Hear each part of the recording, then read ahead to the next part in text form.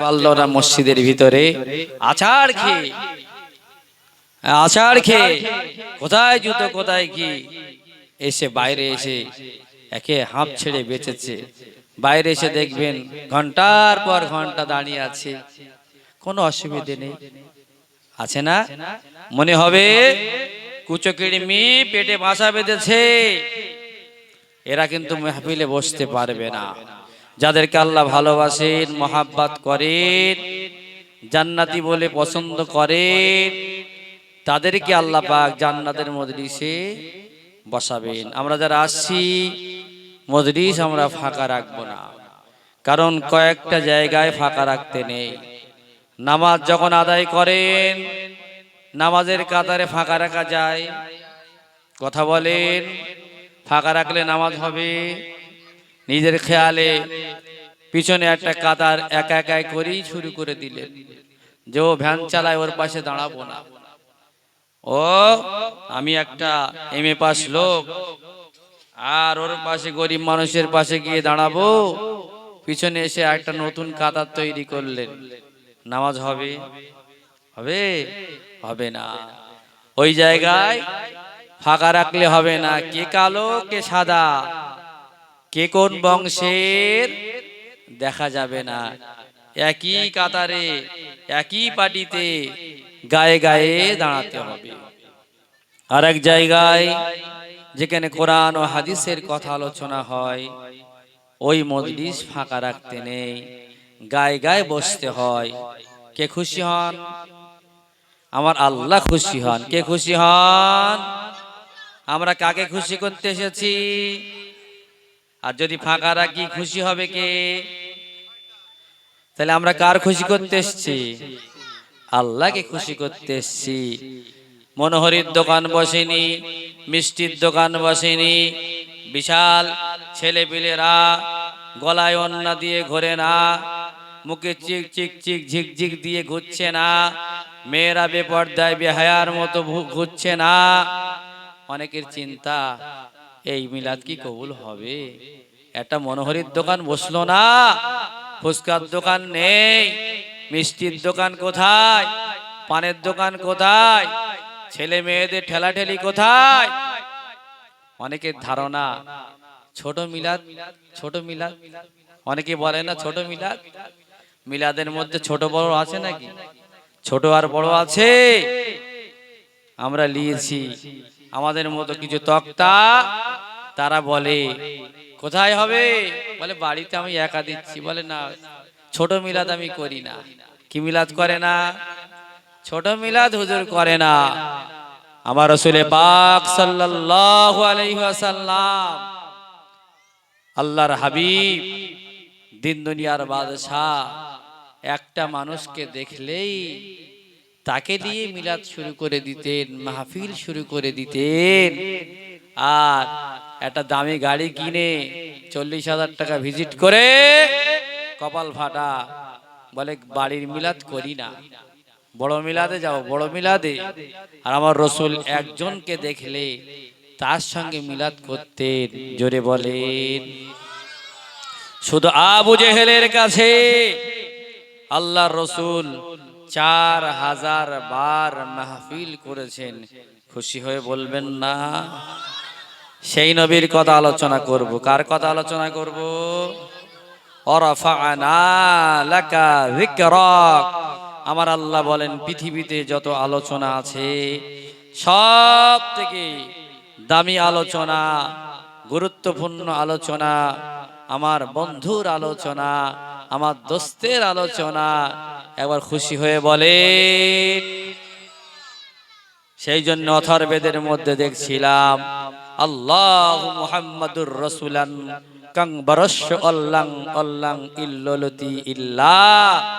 মনে বলছেন নিশ্চয় নিশ্চয় মুহাম্মাদুর রাসূলুল্লাহ তিনি হলেন আমার আল্লাহ পাকের শ্রেষ্ঠ পয়গম্বর, শ্রেষ্ঠ নবী, শ্রেষ্ঠ রাসূল। আর একবার বলেন অথর্ববেদের মধ্যে আর এক জায়গায় লেখা আছে, লা ইলাহা ইল্লাল্লাহু হরতি পাপ ইল্লা পরম পদাম জন্ম বৈকুণ্ঠ পর অফ ইনতীত জপি নাম মুহাম্মাদাম। কেউ যদি লা ইলাহা বলে, আল্লাহ পাক তার জীবনের গুনাহগুলো মাফ করে দেন। ইল্লাল্লাহ বললে আল্লাহ তাকে অনেক সম্মানিত করেন। জপি নাম মুহাম্মাদাম, কেউ যদি নবীর নাম জপ করে, নবীকে মহাব্বত করে, আল্লাহ পাক তাকে মরার পরে তাড়াতাড়ি জান্নাতে দিয়ে দেন। আর একবার খুশি হয়ে বলেন, সেই নবীর কথা আলোচনা করব। নবী মানা মানে কোরআন মানা। নবী মানা মানে কি? আর কোরআন মানা মানে নবী মানা। কারণ আমার নবী কোরআনের বাইরে কোনো কাজ করতেন বাবা? নবী বন্ধন নিতেন, হ্যাঁ, বেপর্দায় বিবিদেরকে রাখতেন, নবী দাড়ি চেঁচে ঘুরতেন, নবী টুপি খুলে ঘুরতেন। নবী মানা মানে কি মানা? কোরআন মানা। আল্লাহর নবীর ঘরেতে আসলেন সাহাবারা, মা আয়েশা সিদ্দিকা রাদিয়াল্লাহু তাআলা আনহার কাছে। আমাদের ঘরের আয়েশা গানের হাফেজ, গালির হাফেজ না। হযরত মা আয়েশা সিদ্দিকা 9 বছর বয়সে বিয়ে হয়েছে। বিয়ের পরে তিনি কোরআনের হাফেজা হয়ে গেলেন। জোরে বলেন। আরে বলছে বিয়ের পরে কিছু শেখা যায়? হ্যাঁ, গান শেখা যায়, কার্টুন শেখা যায়, মোবাইল মুখস্থ করা যায়, সূরা ফাতিহায় 40 জায়গায় ভুল বলা যায়, অসুবিধা হয় না। 10 বছর বিয়ে হয়েছে, এখনো নামাজ পড়া শিখিনি। আর মা আয়েশা সিদ্দিকা রাদিয়াল্লাহু তাআলা আনহা বিয়ের পরে কোরআনের হাফেজা হলেন। সব থেকে বেশি হাদিস তিনি বর্ণনা করেছিলেন মহিলাদের ভিতরে। আর একবার বলেন, হযরত মা আয়েশা সিদ্দিকা রাদিয়াল্লাহু তাআলা আনহার কাছে সাহাবারা আসলেন, আপনি নবী সম্পর্কে বলেন, রাসূল সম্পর্কে বলেন। কেন? আল্লাহর নবী যখন ইন্তেকাল করলেন, কোথায় মাথা রেখে ইন্তেকাল করেছিলেন? একটু কথা বলেন। কোথায়? বালিশে, কেতায়, কোথায়? অনেকেই জানে, বলে বললে মৌলভী সাহেব শিখে নেবে নাকি? আল্লাহ নবী যখন ইন্তেকাল করলেন, মা আয়েশা সিদ্দিকা রাদিয়াল্লাহু তাআলা আনহার কোলে মাথা রেখে ইন্তেকাল করেছিলেন। যে জায়গায় রাসূল শায়িত আছেন ওটাই হলো মা আয়েশা সিদ্দিকা রাদিয়াল্লাহু তাআলা আনহার ঘর। রাসূল ইন্তেকাল করার পরে সাহাবারা জিজ্ঞাসা করলেন, নবী সম্পর্কে একটু বলেন, কারণ আপনার কোলে মাথা রেখে রাসূল মারা গেছেন, রাসূল সম্পর্কে আপনি বেশি জানেন, আপনি বলেন। মা আয়েশা বললেন, তোমরা কি কোরআন পড়তে জানো না? সাহাবারা কি আমাদের মতো অজ্ঞমুখ্য ছিল নাকি? হ্যাঁ, আমাদের মতো দুনিয়া খোঁজ ছিল নাকি? আমাদের মতো পাগল ছিল না। প্রায় সাহাবা কোরআনের হাফেজ ছিলেন, প্রায় সাহাবা কোরআনের মানে জানতেন। কোন আয়াত কোথায় নাজিল হয়েছে, কোন আয়াত কোথায় অবতীর্ণ হয়েছে, তার মানে মতলব কি, প্রত্যেক সাহাবারা জানতেন না? জানতেন না? সাহাবারা জানতেন। তারপরেও জানার ইচ্ছা। মা আয়েশা বললেন, তোমরা কি কোরআন পড়তে জানো না? সাহাবারা বললেন, হ্যাঁ, আমরা কোরআন পড়তে জানি। মা আয়েশা বললেন, কানা আহলুকুহু আল কোরআন, আমার নবী হলেন কোরআনের মুক্ত ছবি। কোরআন মানা মানে নবী মানা, নবী মানা মানে কোরআন মানা। 63 বছর জিন্দেগিতে আমার রাসূলুল্লাহ কোনদিন কোরআনের বাইরে কোনো কাজ করেন নাই। এটা খুশি হয়ে বলেন, এটা চিল্লে বলেন।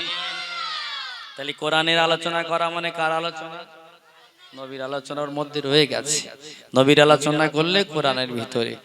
রাসূল কোন কাজ কোরআনের বাইরে করেননি।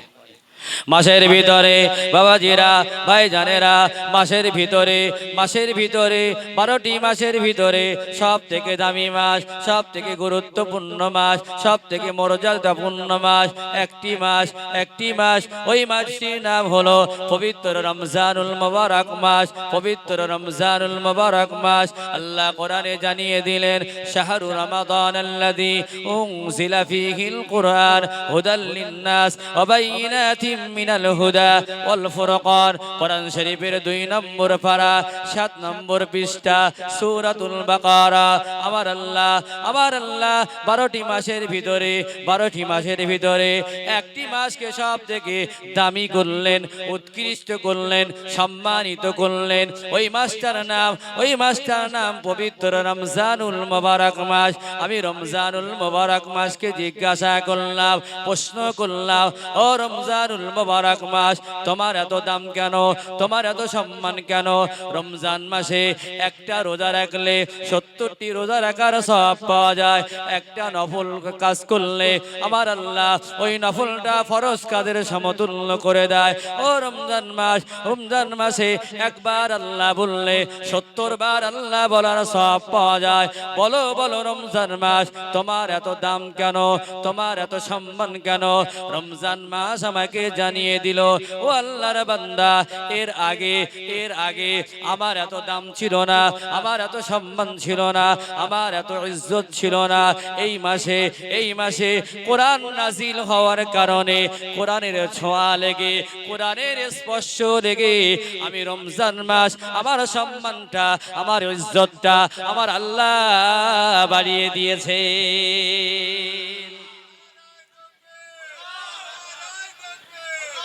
তাহলে কোরআন এমন একটা কিতাব, যার গায়ে লাগবে তার ইজ্জত কমবে না বাড়বে? 365টা রাত আছে একটি বছরের ভিতরে, 365টি রাত আছে। আমার আল্লাহ একটি রাতকে সব থেকে দামি করলেন, মর্যাদাপূর্ণ করলেন। ওই রাতটার নাম হলো লাইলাতুল কদরের রাত। ইন্না আনজালনাহু ফি লাইলাতিল কদর। আমার আল্লাহ লাইলাতুল কদরের রাতটাকে সব থেকে দামি করলেন। আজকেও রাত, কালকেও রাত, কিন্তু আমার আল্লাহ ওই রাতটাকে কত এত সম্মানিত করলেন, কত এত দামি করলেন, কত এত মর্যাদাপূর্ণ করলেন। ও লাইলাতুল কদর, তোমার এত দাম কেন, তোমার এত সম্মান কেন, তোমার এত মর্যাদা কেন? লাইলাতুল কদর আমাকে জানিয়ে দেয়, এই রাত্রিতে গারে হীরার ভিতরে আমার আল্লাহ সর্বপ্রথম কোরআন নাজিল করেছিলেন।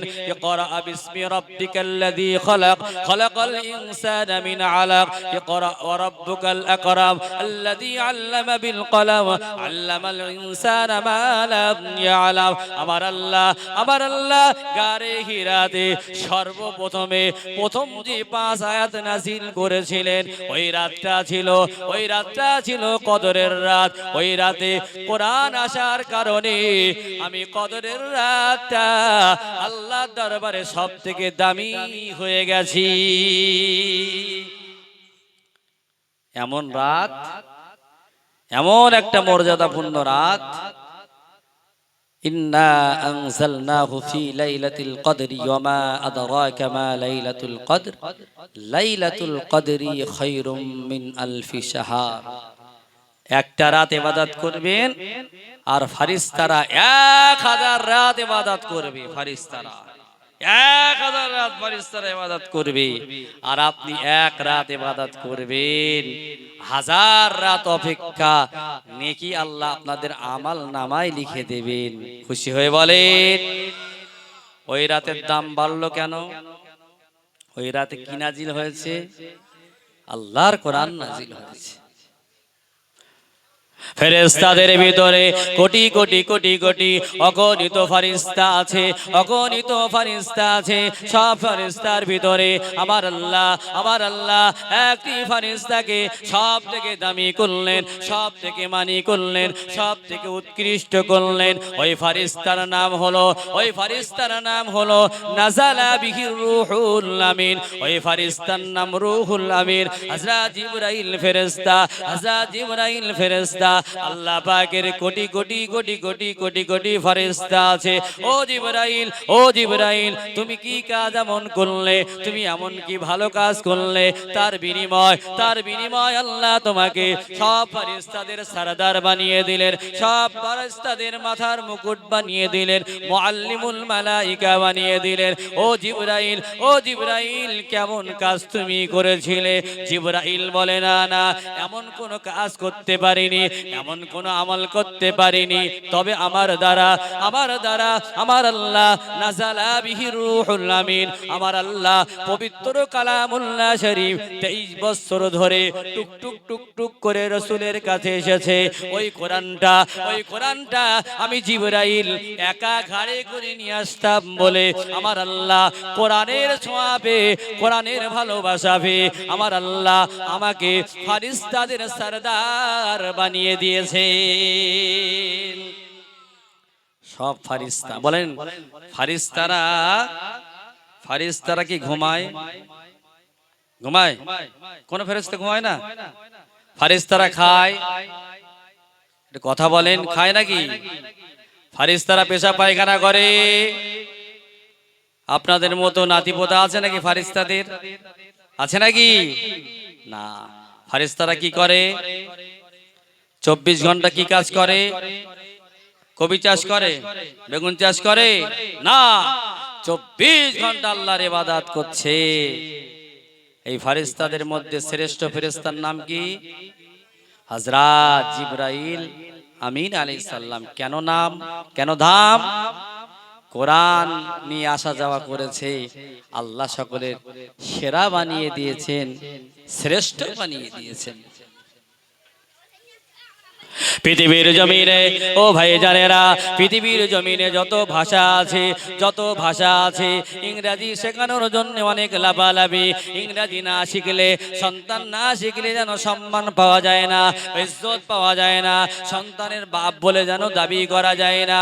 পৃথিবীর জমিনে যত ভাষা আছে সব থেকে দামি ভাষা, সব থেকে উৎকৃষ্ট ভাষা, সব থেকে 1 নম্বর ভাষা হলো আরবি ভাষা। আমি আরবি ভাষাকে জিজ্ঞাসা করলাম, তোমার এত দাম কেন, তোমার এত সম্মান কেন? আরবি ভাষা আমাকে জানিয়ে দেয়, আলিফ লাম রা তিলকা আয়াতুল কিতাবিল মুবিন ইন্না আনজালনাহু কুরআনান আরাবিয়্যা। আমি আরবি ভাষা এই জন্য সারা পৃথিবীতে 1 নম্বর হয়েছি, সারা পৃথিবীতে উৎকৃষ্ট হয়েছি, কারণ হলো আরবি ভাষায় আমার আল্লাহ কোরআন নাজিল করেছে, আরবি ভাষায় কোরআন এসেছে। এই জন্য আমি আরবি ভাষা পৃথিবীর জমিনে 1 নাম্বার ভাষা হয়েছি। জোরে বলেন। কোরআন যেখানে ছোঁয়া লেগেছে তার ইজ্জত, তার সম্মান আল্লাহ বাড়িয়ে দিয়েছেন। এই আপনারা কোরআনের মজলিসে বসেছেন, বলেন আল্লাহ আপনাদের সম্মান কমিয়ে দেবেন না বাড়িয়ে দেবেন? আল্লাহ সম্মান ইজ্জত আপনাদেরকে বাড়িয়ে দেবেন, কমিয়ে দেবেন না। অনেকে গিয়ে দেখেন 60-70 বছর বয়স, চার দোকানে বসে আছে, কাঁপছে ঠান্ডায়। ও হতভাগার বসার সুযোগ হলো না। কোথায়? চার দোকানে। কি দেখছে? নাচ দেখছে। 60-70 বছর বয়স, এক বান্ডিল বিড়ি চার দোকানে খেয়ে ফেলছে। হয় না? চা খাচ্ছে আর বিড়ি খাচ্ছে, মাঝখান দিয়ে ধোঁয়া বার করছে, ধোঁয়ার ভিতর দিয়ে বলছে ভালো মানুষ আর নেই, ভালো মানুষ কোথায়? কি খাচ্ছে? এক হাতে চা, এক হাতে বিড়ি, ধোঁয়ার ভিতর দিয়ে কথা। চাচা 65 বছর বয়স, মসজিদে পড়ে থাকার কথা। চাচা বলে আমার সময় হয় না। চাচার সময় হয় না। চাচা যদি না যায়, তাস খেলাটা করবে কে? চালু করবে কে? চাটাটা বিছাবে কে? চাচার এখনো মুখ থেকে গালিগালাজ বন্ধ হয়নি। আছে না নাই? বলেন। আল্লাহ সবার হেদায়েত দেবেন না। যাকে আল্লাহ ভালোবাসেন, কোরআন তার কাছে প্রিয় হয়ে যায়, কোরআন তার কাছে মহব্বতের হয়ে যায়। আর কোরআনকে যে ভালোবাসবে, আল্লাহ রব্বানা আতিনা ফিদ দুনিয়া হাসানা ফিল আখিরাতি হাসানা দুনিয়াতেও সম্মান পাবেন, মরার পরেও আল্লাহ জান্নাত দিয়ে দেবেন। এবার খুশি হয়ে বলেন ভাইজানেরা, আমার আল্লাহর কাছে সব থেকে নিয়ামত কি জানেন? আমাদের কাছে সন্তান নিয়ামত, আমাদের কাছে বিবি নিয়ামত, আমাদের কাছে মা নিয়ামত, আমাদের কাছে টাকা নিয়ামত, অসুস্থ মানুষ সুস্থ মানুষের কাছে নিয়ামত, গরিব মানুষ বড় মানুষের কাছে নিয়ামত, আমাদের কাছে সন্তান নিয়ামত, মা নিয়ামত, বাপ নিয়ামত। আমার আল্লাহ বলে আমার কাছে সব থেকে দামি নিয়ামত হলো, সব থেকে উৎকৃষ্ট নিয়ামত হলো, এক নাম্বার নিয়ামত হলো ইন্না আরাদনাল আমানাতা আলাস সামাওয়াতি ওয়াল আরদি ওয়াল জিবালি ফাআবাইনা আন ইয়াহমিলনাহা ওয়া আশফাকনা মিনহা ওয়া হামালাহাল ইনসান। আমার আল্লাহ 22 পারার ভিতরে 6 নম্বর পৃষ্ঠায় জানিয়ে দিলেন, ও দুনিয়ার মানুষ, তোমাদের কাছে তোমাদের সন্তান নিয়ামত, বিবি নিয়ামত, বাচ্চা নিয়ামত, টাকা নিয়ামত, সব তোমাদের কাছে নিয়ামত। আমার কাছে নিয়ামত কি জানো বান্দা? আমার কাছে নিয়ামত হলো পবিত্র কালামুল্লাহ শরীফ। আমার কাছে সব থেকে দামি নিয়ামত। আমি আল্লাহ এই কোরআনকে আসমানে দিতে চেয়েছিলাম, জমিনকে দিতে চেয়েছিলাম, পাহাড় পর্বতকে দিতে চেয়েছি, কেউ নিতে চাইলো না।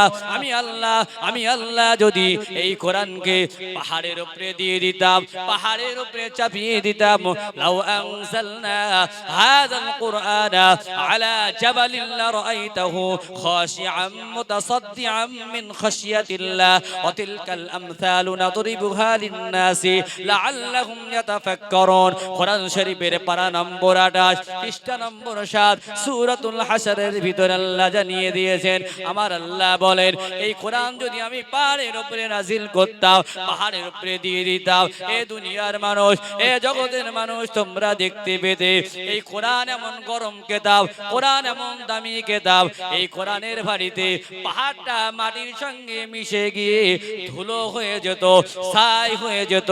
পাহাড় নিতে চাইলো না, আসমান নিতে চাইলো না, জমিন নিতে চাইলো না, কেউ যখন আমার আমানত নিতে চাইলো না, কেউ যখন আমার আমানাতকে নিতে চাইলো না, ওই সময় একজন দাঁড়িয়ে উঠে বললেন, আল্লাহ আপনার আমানাতটা আমাকে দেন আল্লাহ, আমি মাথায় করে রাখবো, ঘাড়ে করে রাখবো, ফেলে দেব না, নষ্ট করব না, ফেলে দেব না, নষ্ট করব না। আমার আল্লাহ ওই কোরআন নামক আমানাতটা তাকে দিয়ে দিলেন। ও আমানু বিমা নুজিলা আলা মুহাম্মদ। পাহাড় নিতে চাইলো না, পাহাড় নিতে চাইলো না, আসমান জমিন যখন নিতে চাইলো না, ওই সময় আমার বন্ধু বললেন, আল্লাহ নিয়ামতটা আমাকে দাও। আমি আল্লাহ আমার বন্ধুর হাতে আমার কোরআন নামক নিয়ামতটা দিয়ে দিলাম। জোরে বলেন, ভয়ে কেউ নিতে চাইনি। কোরআন এমন একটা গরম কিতাব, দামি কিতাব, ভারী কিতাব, তারা চিন্তায় পড়ে গেছে।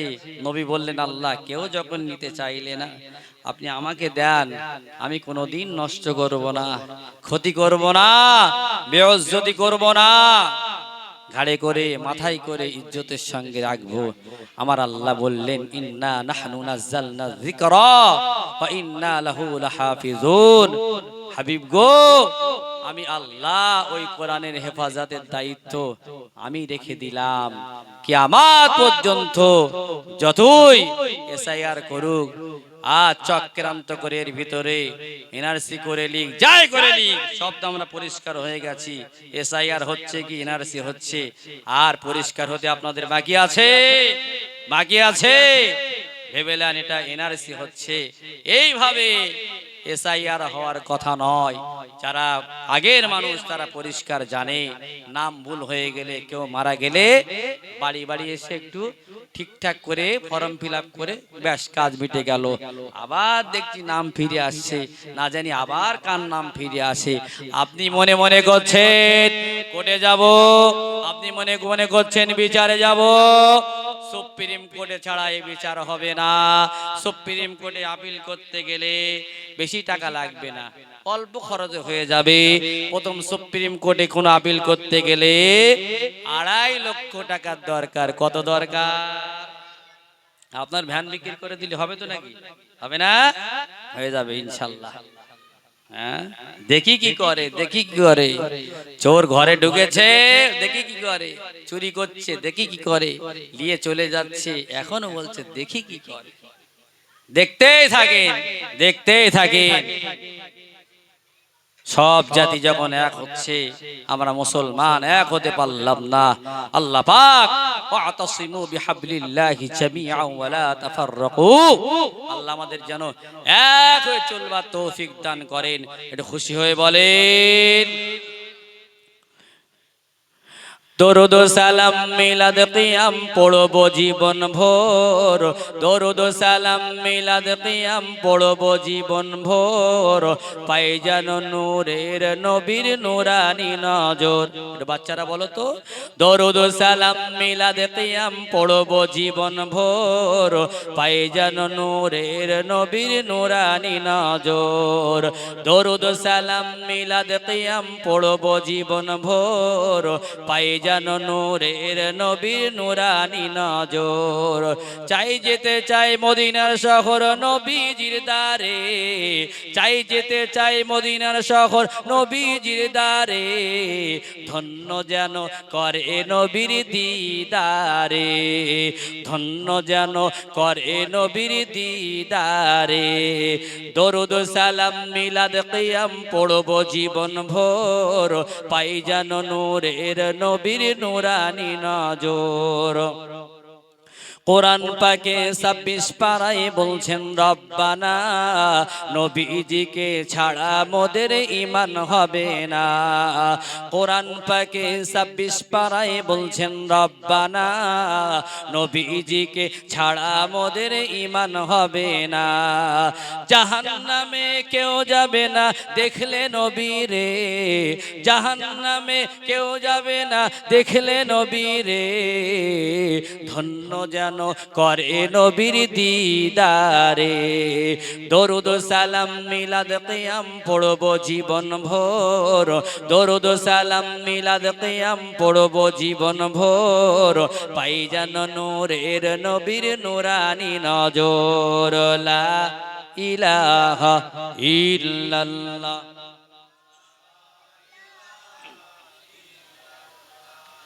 লা ইলাহা।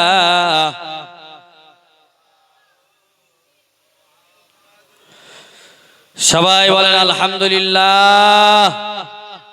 বাড়ি বাড়ি এসে যদি জান্নাতের সার্টিফিকেট দেয় আর বলে দরুদ পড়ো না, সালাম কিয়াম বন্ধ করো, তোমার ভালো হাতটা বুকে বেঁধে নিয়ে নামাজ পড়ো, বলেন যদি জান্নাতের সার্টিফিকেট দিয়ে দেয়, আপনারা কি দরুদ সালাম মোনাজাত ছেড়ে দেবেন না করবেন? তাকবীর দিয়ে বলেন নারায়ে তাকবীর, নারায়ে তাকবীর। না ভেতরে ভেতরে যদি বলে 1 লক্ষ করে টাকা দেবো দরুদ পড়িস নে, সালাম কিয়াম বন্ধ কর, করবেন নাকি? করবেন? যতদিন বেঁচে থাকবো জীবন ভোর দরুদ সালাম কিয়াম মোনাজাত আমরা করব ইনশাআল্লাহ। কোরআন বাংলায় অনুবাদ হয়েছে, অনেকেই বলে গিরিশচন্দ্র সে বাংলায় অনুবাদ করেছে। গিরিশচন্দ্র সে নিজেই কোরআন পড়তে পারে না, কোরআনের মানে করতে জানে না, সে কোরআনের অনুবাদ করলো কিভাবে? মুসলমানদেরকে খাটো করা হয়েছে, ছোট করা হয়েছে। গিরিশচন্দ্র নাকি কোরআনের অনুবাদ করেছে, আর এই আলেমরা সেই অনুবাদ করে শিখছে। বলেন নাউজুবিল্লাহ, মিথ্যা কথা। 1835 সালে গিরিশচন্দ্র জন্ম হয়েছে, 1910 সালে তিনি মারা গেছেন। এই যে 1835 সালে তার জন্ম হলো, 1836 সালে সর্বপ্রথম আল্লামা মাওলানা নাঈমউদ্দিন সাহেব সর্বপ্রথম কোরআন পাকের অনুবাদ করেছিলেন। চিল্লে বলেন সুবহানাল্লাহ, সুবহানাল্লাহ। আমাদেরকে ভুল ইতিহাস শেখানো হয়েছে, তিনি সেগুলোকে একত্রিত করেছিলেন, করে সংস্কার করে প্রকাশ করেছিলেন। গিরিশচন্দ্র প্রকাশক ছিলেন, দোকানদার ছিলেন, প্রকাশ করেছিলেন। তার নামে ভুল মেসেজ চালিয়ে দেওয়া হচ্ছে। ভালো করে শোনেন, এরকম বললে টপ করে বক্তাকে ধরবেন। মিথ্যা কথা কেন বলছো, শোনা কথা কেন বলছো, পড়ে কথা বলো। একজন মুসলমান, একজন আলেম, একজন আল্লামা, তিনি কোরআনের প্রথম অনুবাদ বাংলায় করেছিলেন। খুশি হয়ে বলেন কোরআনের সঙ্গে আপনারা থাকবেন তো ইনশাআল্লাহ? হ্যাঁ, কোরআনের সঙ্গে থাকবো। আল্লাহ পাক আমাদেরকে পাল্টে দেবেন। কোরআন যুবকের বেশি আপনার হয়ে সাহায্য করবে। ভাইজানেরা, ভালো করে বোঝার চেষ্টা করুন, ভালো করে আমার কথাগুলো নেওয়ার চেষ্টা করুন। আমি আপনাদেরকে কি বোঝাতে চাইছি, আপনি একটা খাট কিনে আনলেন, আপনি একটা আলনা কিনে আনলেন, আপনি একটা চেয়ার কিনে নিয়ে আসলেন, কাঠের একটা চেয়ার কিনলেন, কাঠের একটা দামি খাট কিনলেন। ওই খাটটা 1 লক্ষ টাকা দাম নিয়েছে।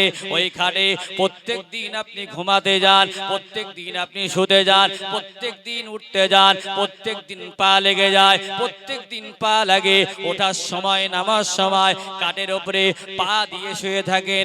একবার জবান দিয়ে বলেন, একবার জবান দিয়ে বলেন, কতবার আপনি খাটে সমাদান, কতবার আপনি খাটে সালাম করেন? না না, খাটে সালাম করেন না, খাটে চুমা দেন না। ওই খাট তৈরি করতে গিয়ে 1 টুকরা কাঠ বেশি হয়েছিল, 1 টুকরা কাঠ বেড়ে গিয়েছিল। ওই কাঠ দিয়ে মিস্ত্রিকে বললেন একটা রেহেল কাঠ তৈরি করে দিতে, একটা রেহেল কাঠ বানিয়ে দিতে। রেহেল কাঠ তৈরি করা হলো, রেহেল কাঠ বানিয়ে দিল। ওই রেহেল কাঠটাই কোনোদিন ভুল করে একটু পা লেগে গেছে। একই কাঠের টুকরা একটু বেশি হয়েছিল, রেহেল কাঠ করেছিলেন। ওই কাঠের টুকরায় যদি পা লেগে যায়, জবান দিয়ে বলেন, ওই কাঠের টুকরায় আপনি সালাম করবেন না, করবেন না, বুকে জড়াবেন না, জড়াবেন না। কেন? কেন? ওই কাঠের এত সম্মান বেড়ে গেল, ওই কাঠের কেন ইজ্জত বেড়ে গেল? কারণ ওই ছোট্ট কাঠের টুকরোটা কোরআনের সাথে থাকার কারণে, কোরআনের সঙ্গে জুড়ে থাকার কারণে একটা কাঠকেও আমার আল্লাহ সম্মানিত করে দিলেন। জোরে বলেন। মায়েদের যদি বলেন এখানে সেখানে গড়াগড়ি খাচ্ছে, দুটো পা ভেঙে গেছে, তোর 1000 খানি টাকা দেবো, রেল কাঠটা জাল দে। কেউ দেখতে পাবে না। ইমাম সাহেবটা পাড়ার লোক তো কেউ দেখিনি। ঘরের ভেতরে তো টাকার দরকার, 1000 টাকা দিচ্ছি, রেল কাঠটা জাল দে। দেবে? বুকে হাত দিয়ে বলেন, রেল কাঠ কার সঙ্গে মিশে গেছে? খাটে প্রত্যেকদিন সালাম করেন তো?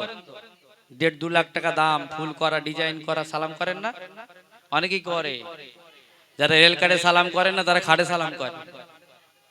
আমাদের ওখানে তো একটা ছেলে দেখি প্রত্যেকদিন খাট ধোয়, একদম অজু করে। আমি বলছি প্রত্যেক দিন খাট ধোইছে, পানি দিয়ে ধোয়। ভালো ছেলে, দামি জিনিস, ময়লা হতে দেয় না। খাট ভেঙে গেছে, মায়েদের কাছ দিয়েছেন, ভেঙে চুরমার হয়ে গেছে। পোড়াবে না? পোড়াবে না। এল কাঠ পোড়াবে? বাড়িতে আলনা আছে, বাড়িতে আলনা আছে, বাড়িতে আলমারি আছে। ওই আলমারিতে, ওই আলনাতে অনেক কাপড় রয়েছে, বেনারসি শাড়ি রয়েছে, মাঝে মধ্যে পড়ে গেছে। ওই কাপড়ে পা লেগে গেল, ওই কাপড়ে বারবার পা লেগে গেছে। কাপড়ের উপর দিয়ে চলে আসলেন, একবারও সালাম করলেন না, একবারও চুমা দিলেন না। ওই কাপড় কিনতে গিয়ে একটা কাপড় বেশি হয়েছে, জামা করতে গিয়ে একটু টুকরা বেশি হয়েছে, একটু মিস্ত্রির কাছে দিয়ে একটা জুজদান তৈরি করলেন, কোরআন শরীফের একটা গেলাপ তৈরি করলেন, কোরআন পাকের একটা জুজদান তৈরি করলেন। ওই জুজদানটা পড়েছিল, ওই গেলাপটা পড়েছিল, আপনি বুঝতে পারেননি, আপনি জানতে পারেননি। যেতে যেতে যেতে যেতে ওই কাপড়টায় আপনার পা লেগে গেছে। মনে হবে যেন কোরআনই পা দিয়েছি, মনে হবে যেন কত না ভুল করেছি, কত ইজ্জত করেছি। সব মানুষ, সাধারণ হোক, হাফেজ হোক, কারি হোক, মাওলানা হোক, সঙ্গে সঙ্গে সঙ্গে ওই কাপড়টায় চুমা দেবে, মূল সাহেবের কাছে জিজ্ঞাসা করবে এত বড় অন্যায় করেছি, এত বড় পাপ করেছি, আমার আল্লাহ ক্ষমা করবেন কিনা। কারণ হলো ওই কাপড়টা কোরআনের সঙ্গে মিশেছে, কোরআনের সঙ্গে চলাফেরা করেছে, কোরআনের সঙ্গে স্পর্শ করেছে বলে আমার আল্লাহ ওই টুকরো কাপড়টারও সম্মান বাড়িয়ে দিয়েছেন। আর একবার বলে, কাপড় যদি সম্মান পায়, কার যদি সম্মান পায়, আপনারা মখলুকাতের শ্রেষ্ঠ, লাকাদ খলাকনাল ইনসানা ফি আহসানি তাকবীম, আল্লাহ আপনাদের সব থেকে দামি করেছেন। আপনারা যদি কোরআনকে মহব্বত করেন, দেখলে সব, পড়লে সব, শুনলে সব, গুনাহ মাফ হয়। একটা অক্ষরে 30টা গুণ আছে, 10টি গুনাহ মাফ, 10টি নেকি, 10টি মর্যাদা সঙ্গে সঙ্গে আল্লাহ আপনাদেরকে দিয়ে দেবেন। আমি আমিনুল বলছি আর আপনারা শুনছেন, প্রত্যেককে আল্লাহ প্রত্যেক অক্ষরে 10টি করে নেকি দিচ্ছেন, 10টি করে গুনাহ মাফ করে দিচ্ছেন, আর 10টি করে মর্যাদা আল্লাহ বাড়িয়ে দিলেন আপনাদেরকে। আরেকবার খুশি হয়ে বলেন। আমার আলোচনা এই জায়গায় নয়, আমি নবীর আলোচনা করব বলে প্রথমে আয়াত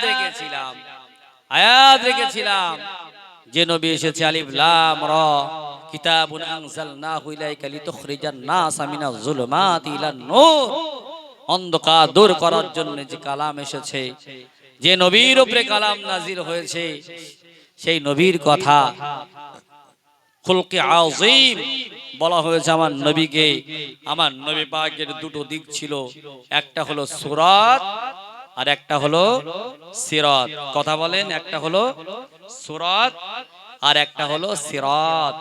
সুরাত মানে হলো বাহ্যিক সৌন্দর্য, এক একটা মানুষের এক একটা রূপ না, সুন্দর না, কে পরিষ্কার, কেউ কালো, কারোর নাকটা ভালো, কারোর চোখটা সুন্দর, একে বলা হয় সুরাত। আর কিছু মানুষ উপরে দেখতে কালো, দেখতে ভালো না, ভেতরটা এত ভালো, মনে হয় কলিজা দিয়ে তার সঙ্গে মহব্বত রাখি। ঠিক বললাম না ভুল বললাম? এটা হলো সিরাত। আর যেটা বাইরে দেখা যায় এটা হলো সুরাত। আমার নবীর সুরাত এবং সিরাত পৃথিবীর সব থেকে সুন্দর ছিল। জোরে বলেন। হযরত মা ঈসা বলেন ইউসুফ নবীর সৌন্দর্য দেখে, ইউসুফ নবীর রূপ দেখে, ইউসুফ নবীর সৌন্দর্য দেখে ওই সময় মেয়েরা আপেল কাটতে গিয়ে হাতগুলো কেটে ফেলেছিল।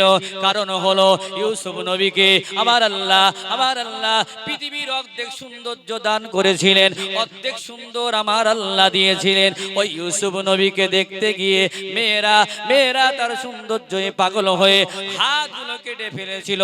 আপেলের দিকে তাকানোর সময় পায়নি। ও যুবকেরা, বোঝার চেষ্টা করুন। হযরত মা আয়েশা সিদ্দিকা বললেন, আমার নবীকে তারা যদি দেখতো, আমার নবীকে কাছ থেকে তারা যদি জানতো, খোদার কসম করে বলি, হাত কাটানো, পা কাটানো, তারা আমার নবীকে দেখে এমন পাগল হয়ে যেত, এমন ফানা হয়ে যেত, ভেতর থেকে কলিজাগুলো টেনে টেনে বার করে আমার নবীর সামনে ধরিয়ে দিতেন। কারণ আমার আল্লাহ আমার নবীর সুরাতটাকে এত সুন্দর করেছিলেন, পৃথিবীর সব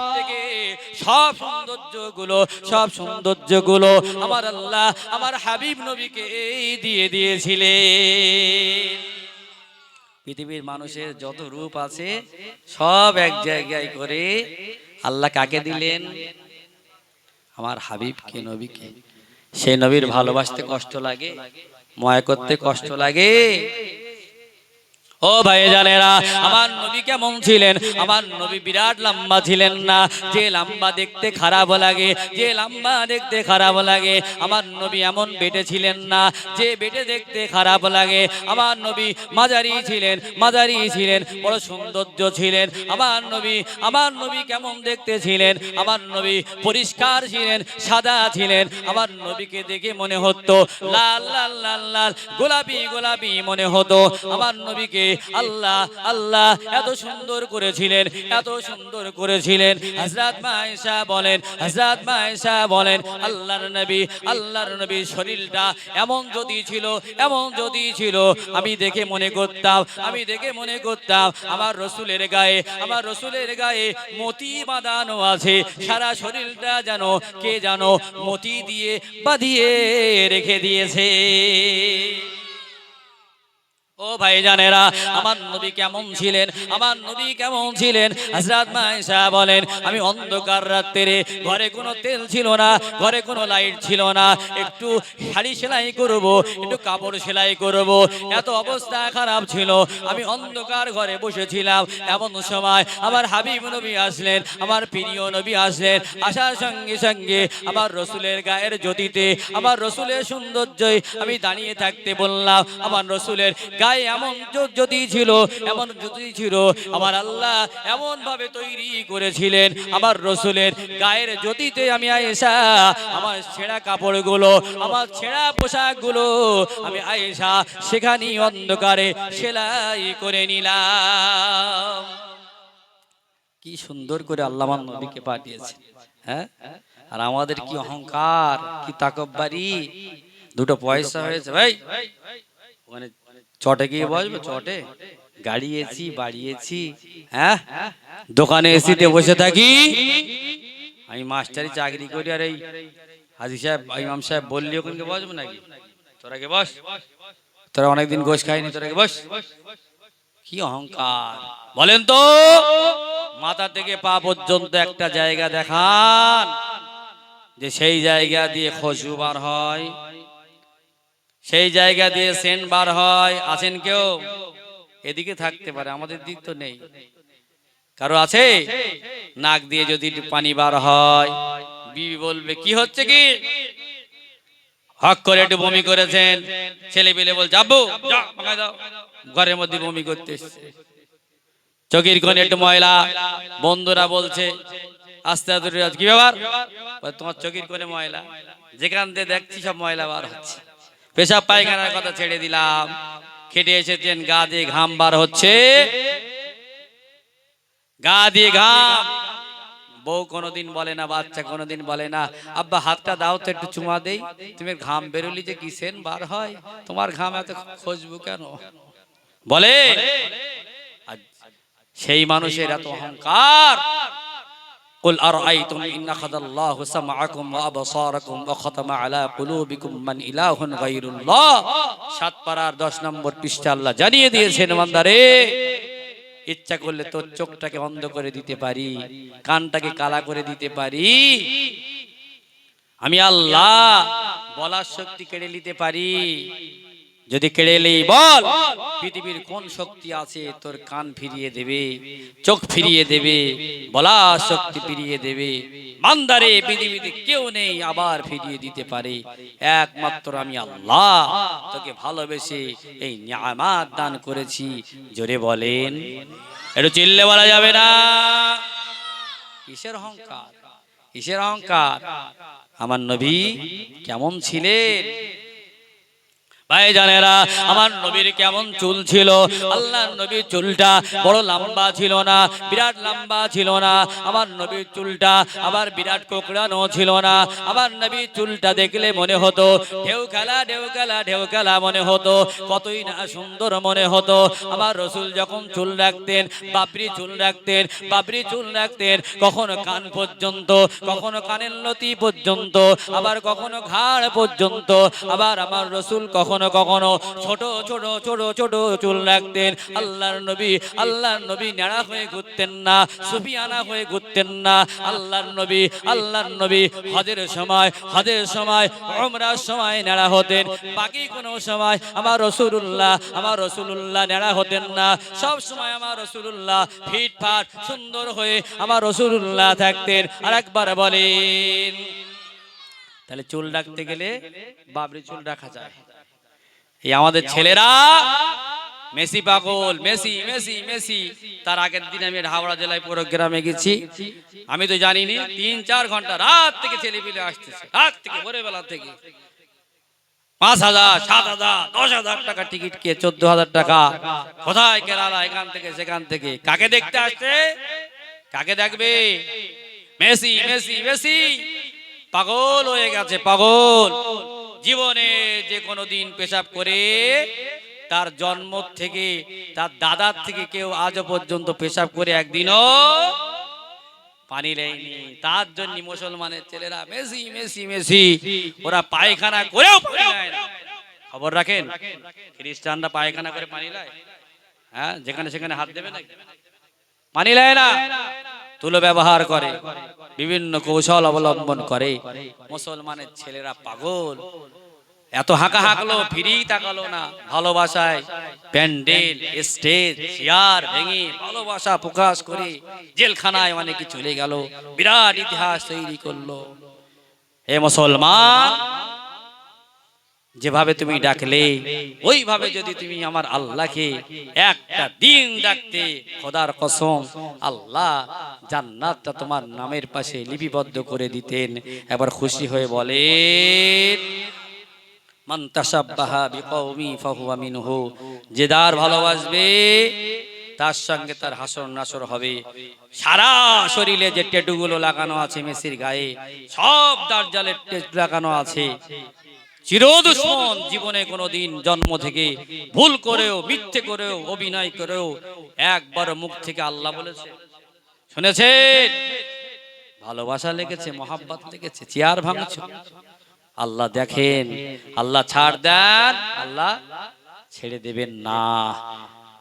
আমোদ করছো, ফুর্তি করছো, প্যান ছিঁড়ে ঘুরছো, মজা করছো, তাই না? নারীদের পিছনে ঘুরছো, পাগল হয়েছো। শুনে রাখো যুবক, যারা মরে গেছে, যারা মরে গেছে তাদেরকে জিজ্ঞাসা করো এক ওয়াক্ত নামাজের মূল্য কত। তারা হাড়ে হাড়ে বুঝতে পারছে। ঠিক বললাম না ভুল বললাম? আমার নবীর দাড়ি কেমন ছিল? ও ভাইজানেরা, আমার নবীর বর্ণনা করব বলে আজকে নিয়ত করেছি। আমার নবীর দাড়ি কেমন ছিল? আমার নবীর দাড়ি মোবারক ঘন ছিল, একেবারে গায়ে গায়ে সাজানো ছিল। আমার নবী বললেন, দাড়ি রাখা সুন্নাত, দাড়ি রাখা সুন্নাত। এক মুষ্টি দাড়ি রাখা, এক মুষ্টি দাড়ি রাখা হলো ওয়াজিব। এক মুষ্টি দাড়ি আপনাকে রাখতে হবে, রাখতে হবে। দাড়ি হলো গহনা, দাড়ি হলো গহনা, দাড়ি হলো পুরুষদের জন্য সৌন্দর্য। জান্নাতের ভিতরে মা হাওয়াকে যখন সৃষ্টি করলেন আদমের পাজরা থেকে, মা হাওয়া আলাইহিস সালামকে আমার আল্লাহ এক রকম নয়, দুই রকম নয়, এক রকম নয়, দুই রকম নয়, প্রায় 62 রকমের গহনা পরিয়েছিলেন, সোনা দানা পরিয়েছিলেন। মেয়েদের গহনা পরলে, মেয়েদের সাজগোজ করলে ভালো লাগে। আমার আল্লাহ হাওয়াকে 62 রকম গহনা দিয়ে সাজিয়ে দিলেন। এই সাজানো দেখে হাওয়ার সৌন্দর্য বেড়ে গেল। হযরত আদম নবী একটু ইতস্তবোধ করলেন, মনে মনে যেন মনে করলেন একটু খাটো হয়ে গেছি, বিবি সৌন্দর্য বেড়ে গেছে। এই দেখে মন খারাপ দেখে, জান্নাতে দাড়ি ছিল না, জান্নাতে দাড়ির ব্যবস্থা ছিল না। আদম নবীর মনটা যখন খারাপ হয়ে গেল, আদম নবীর গহনা পরানো হয়নি, সোনা দানা পরানো হয়নি। এজন্যে আমার আল্লাহ আদম নবীর মুখেতে দাড়ি লাগিয়ে দিলেন। জোরে বলে, ছেলেদের গহনা কি? দাড়ি। আদম নবী দেখে যেই দাড়ি উঠেছে, আমার রূপ আগের থেকে 14 গুণ বেড়ে গেছে। আমার থেকে ও 62 রকমের গহনা পরতে পারে, কিন্তু ওর থেকে আমার সৌন্দর্য, রূপ আল্লাহ অনেক বাড়িয়ে দিয়েছেন। খুশি হয়ে বলেন, হ্যাঁ, চাষলেও বুড়ো হবেন, না চাষলেও বুড়ো হবেন। হ্যাঁ, নাতি পোতারা দাড়ি চেঁচে ঘুরলেও দাদা বলে ডাকবে, আর দাড়ি রাখলেও দাদা বলে ডাকবে, নাকি? হ্যাঁ, যতই কলপ করেন, যতই বাচ্চা হওয়ার চেষ্টা করেন, হওয়া যাবে? ঠিক, আস্তে আস্তে দাঁত পড়ে যাবে, শরীর দুর্বল হয়ে যাবে, একটু নিটপুট করবে, চেয়ারে নামাজ পড়তে হবে। ঠিক বললাম না ভুল বললাম? সেই জন্যে দাড়ি রাখুন। সাহাবারা নবীকে এত ভালোবাসতেন, এত সম্মান করতেন, কথা জিজ্ঞাসা করলে বিয়াদবি হয়ে যায়। ইয়া আইয়ুহাল্লাযীনা আমানু লা তারফাউ আসওয়াতাকুম ফাওকা সাওতিন নবী। এজন্য খুব চিন্তা ভাবনা করে কথা বলতেন। সাহাবারা ভাবতেন মাগরিব, ইশা, ফজরের নামাজ রাসূলুল্লাহ কিরাত পড়েন, জোহর আসরে কি রাসূল কিরাত পড়েন? জোহর আসরে কি কিরাত পড়েন? জিজ্ঞাসা করবে কে? যে যা সম্মান দেয়, কথা বলতে লজ্জা করে না, করে না? হ্যাঁ, সাহাবারা শুধু ভাবতেন, আজ যখন রাসূলুল্লাহ জোহরের নামাজ নিয়ত করতেন, আসরের নামাজ নিয়ত করতেন, সাহাবারা তাকিয়ে দেখতেন রাসূলের দাড়িটা এত বড় ছিল, কিরাত পড়লে দাড়ি নড়ানড়ি করত। সাহাবারা পিছন দিক থেকে দাড়ি দেখে বুঝতে পারতেন আমার রাসূলুল্লাহ জোহরের নামাজেও কিরাত পড়ে, আসরের নামাজেও কিরাত পড়েন। এটা খুশি হয়ে বলেন। হ্যাঁ, রসুল বড় দাড়ি রেখেছেন। দাড়ি বড় রাখা কি ওয়াজিব, বড় রাখা কি এমনি দাড়ি রাখা? দেখ নাই দাড়ি, এটা হলো সুন্নাহ। আর বড় দাড়ি রাখা এটা কি? এটা কি ওয়াজিব। সেই জন্য পাল্টে যাব, পাল্টে যাব। আল্লাহ পিছনের গুনাহ মাফ করে দেবেন, দেবেন না আল্লাহ? আল্লাহ সব মাফ করে দেবেন। তওবা করলে কি করে? আল্লাহ পিছনের মাফ করে দেন। শুধু মাফ করে দেন না, পিছনের সব গুনাহগুলো আল্লাহ নেকি দিয়ে ভরিয়ে দেন। এটা জোরে বলেন। হয়নি, হবে না, হতে পারে না আমার নবীর সাথে কারো তুলনা। এটা বলো বাবা। হয়নি, হবে না, হতে পারে না আমার নবীর সাথে কারো তুলনা। হয়নি, হবে না, হতে পারে না আমার নবীর সাথে কারো তুলনা। সকল নবী রাসূল ছিলেন খোদার দেওয়ানা, সকল নবী রাসূল ছিলেন খোদার দেওয়ানা। দুই নয়নে দেখবে খোদা ছিল তামান্না, আর মোর নবীকে নিল ডেকে দেখবে রব্বানা। হয়নি, হবে না, হতে পারে না আমার নবীর সাথে কারো তুলনা। হয়নি, হবে না, হতে পারে না আমার নবীর সাথে কারো তুলনা। লা ইলাহা ইল্লাল্লাহ।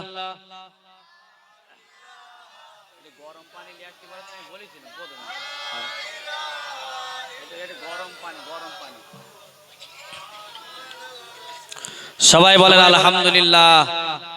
কষ্ট হচ্ছে, আমার রসুলের কথা বলছি, আমার হাবিবের কথা বলছি, রসুলের কথা বলছি। আমার রসুলের চুল কেমন ছিল, রসুলের দাড়ি কেমন ছিল, আমার নবী কেমন হাসতেন, কেমন হাসতেন, হা হা হা কাহ কাহা, এরকম করে হাসতেন নাকি? আমরা হাসতে হাসতে গার উপরে শুয়ে পড়ছি, নামাজের সময় হাসছি। এই হাসি নামাজ হবে না, এই হাসি কি হারাম হাসি, কি হাসি। আর এখন তো প্রায় মানুষ হাসে না।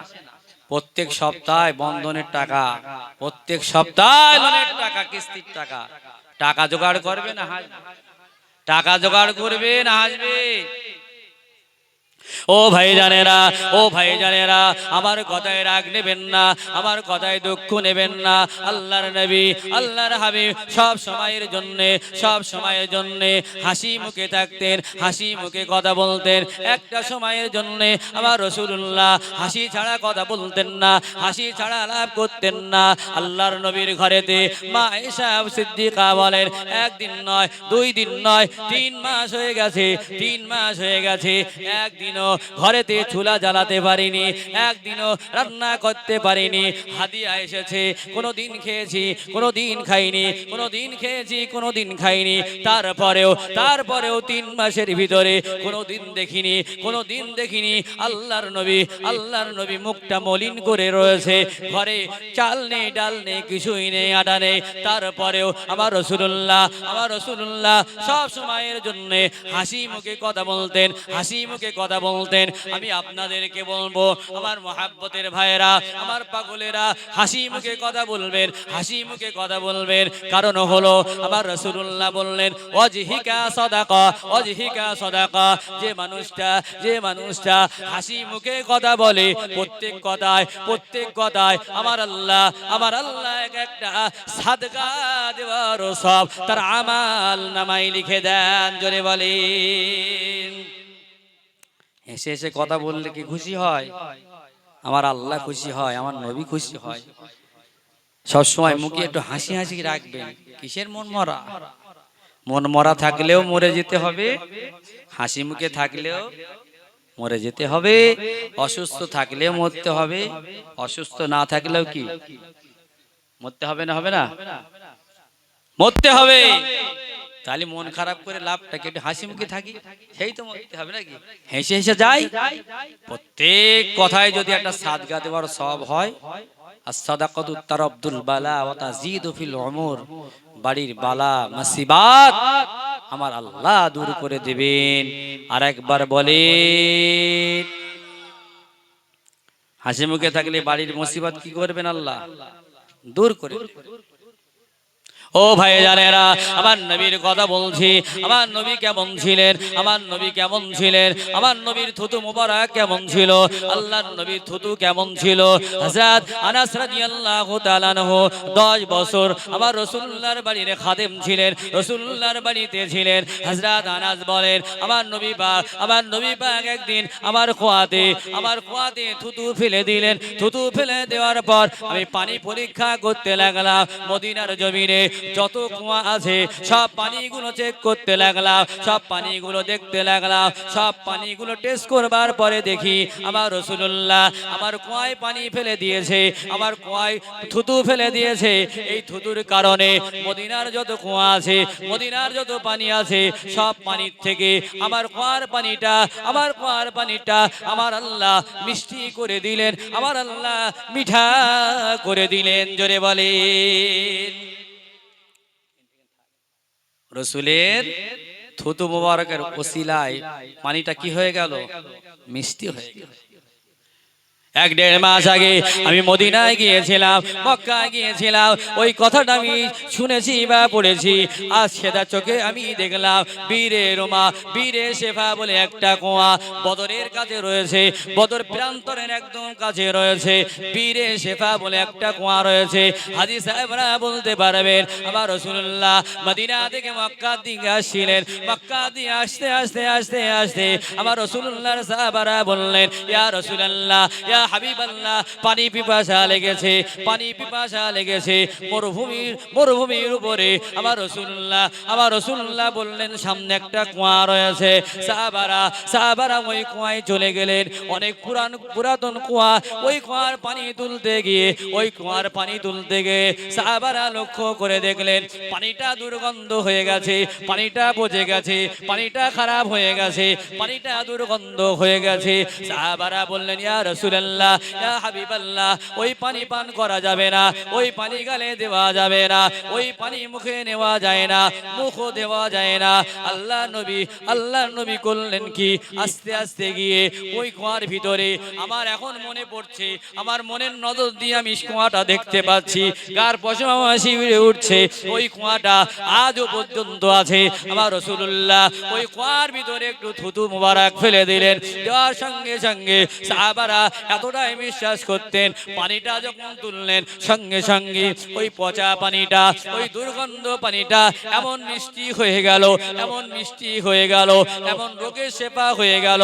ডাক্তাররা পরীক্ষা করে দিয়েছে ওই পানিটার ভিতরে আমার আল্লাহ হাজার হাজার রোগের শেফা দান করেছেন। এবার জোরে বলেন সুবহানাল্লাহ। ওই পানি এখন আমার বাড়ি আছে, আমি বোতল ভর্তি করে নিয়ে এসেছি। বীরে শেফা, আজও সেই কুয়া আছে। 1500 বছর আগে সেই কুয়া, যে কুয়ায় আল্লাহর হাবিব, আল্লাহর রসুল, আল্লাহর বন্ধু যে কুয়ায় থুতু ফেলেছিলেন। যাবেন, আল্লাহ যেন আপনাদের প্রত্যেককে নিয়ে যান। সবাই বলেন আল্লাহুম্মা আমিন। হেসে হেসে কথা বলবেন, রসুলকে মহাব্বত করবেন। রসুল হুজুরের গায়ের ঘাম এমন ছিল, সাহাবারা নিয়ে আতরের মতো ব্যবহার করতেন। জান্নাতের আতরের থেকেও রসুলের গায়ের ঘামের সুগন্ধিটা বেশি ছিল। বিয়ে বাড়িতে ব্যবহার করা হতো, বাড়িতে বাড়িতে সব নিয়ে যেতেন। রসুলের গায়ের ঘাম এমন ছিল। বলেন, সেই নবীকে আমাদের মতো অনেকেই তো দাবি করছে, ফ্রিতে টিকিট দিচ্ছে, চলো খাওয়া দেবো, সব দেবো, চলো, আমার কাছে টিকিট চলে এসছে, চলো, সারা বছর খুঁজে পাওয়া যায়নি, টিকিট দিচ্ছে, চলো যেতে হবে। 5 দিন 6 দিন করে সে খুশি হয়ে একটু গেলাম, বিজয়ীরা করছি না, ভালো কাজ। কিন্তু সারা বছর খুঁজে পাওয়া গেল না, একদিনও দাওয়াত করলো না। 5 দিন ফ্রিতে আমার কাছে টিকিট, 25টা টিকিট দিয়ে গেছে। চলো হুজুর, ফ্রি খাওয়া থাকা, বিশাল আপ্যায়ন, মহাব্বত, ভালোবাসা। হ্যাঁ, বসন্ত কোকিলের মতো এসে কি দরদ, কি মহাব্বত দেখাচ্ছে। বলেন আমার নবী সাল্লাল্লাহু আলাইহি ওয়াসাল্লাম, আমার নবী পাকের গায়ের ঘাম মোবারকটা মেশকে আম্বারের মতো সুগন্ধি ছিল। নবী আমাদের মতো। কিছু হতভাগা বলছে মসজিদের ভিতরে এক জায়গায় লা ইলাহা ইল্লাল্লাহু মুহাম্মাদুর রাসূলুল্লাহ লেখা হারাম। জোরে বলেন নাউযুবিল্লাহ। বলছে লিখলে সেই মসজিদে নামাজ হবে না। কোন মসজিদে নামাজ হবে না? যে মসজিদে কলেমা লেখা আছে ওই মসজিদে আলেমরা জানে, ঘটনা আলেমরা জানে। নবীর নাম রাখা মানে শিরক। বলছে মসজিদুন নববীতে দেখলাম এমন কোন লাইট নেই, এমন কোন দরজা নেই যে দরজায় মুহাম্মাদুর রাসূলুল্লাহ লেখা নেই। জোরে বলে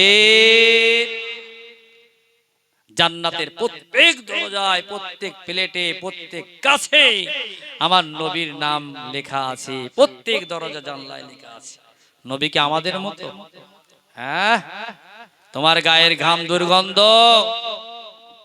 তুমি রাস্তা দিয়ে গেলে তোমার গায়ে রোদ্দুর পড়ে, তুমি ঘুমালে তোমার অজু ভেঙে যায়। ঘুমালে কারো অজু থাকে বলেন তো? থাকে? আল্লাহ রসুল ঘুমাতেন, অজু ভাঙতো? বলেন অজু ভাঙতো না। আল্লাহ রসুলের গায়ের ঘাম সুগন্ধি ছিল না দুর্গন্ধ ছিল? মেঘে ছায়া করে করে রাসূলুল্লাহ নিয়ে যেতেন। সেই নবী কি আমাদের মতো? আমাদের মতো? এরা বলছে নবী আমাদের মতো, আমাদের মতো। বলেন তো ট্রেন লাইনে যে পাথর পড়ে থাকে, ওই পাথর আর শেকরার দোকানের পাথর কি এক হবে? কথা বলেন, এক হয়? কেউ যদি বলে ওই পাথর আর এই পাথর এক, ভাবতে হবে নতুন পাগলের আবির্ভাব হয়েছে। কারণ এই ছোট্ট একটা পাথর হয়তো 2 লাখ টাকাও দাম হতে, আর ও 16 টাকা করে নিয়ে আসলেও 2 লাখ টাকা হবে, তাহলে এক হতে পারে না। আমার নবী ছিলেন ইয়াকুত পাথর, আর আমি আপনি হলাম ট্রেন লাইনে গড়াগড়ি খাওয়া পাথর। এটা জোরে বলেন, চিল্লে বলেন। ও ভাই জানেরা, আমার রসুল পাক কেমন ছিলেন? আমার রসুল পাকের পেশাব পায়খানাও সুগন্ধি ছিল। আল্লাহর নবীর পেশাব একটা পাত্রই ছিল। ওই পেশাবটা বারাকা বা উম্মে আইমান বলে এক মহিলা ভুল করে পান করে ফেলেছে। সকালবেলা ঠকঠক ঠকঠক করে কাঁপছে, বুঝতে পারিনি, পরে জানতে পেরেছে। আল্লাহ নবী বললেন, ও বারাকা, ও বারাকা, শোনো শোনো, তুমি ভুল করে পেশাবটা পান করে ফেলেছো।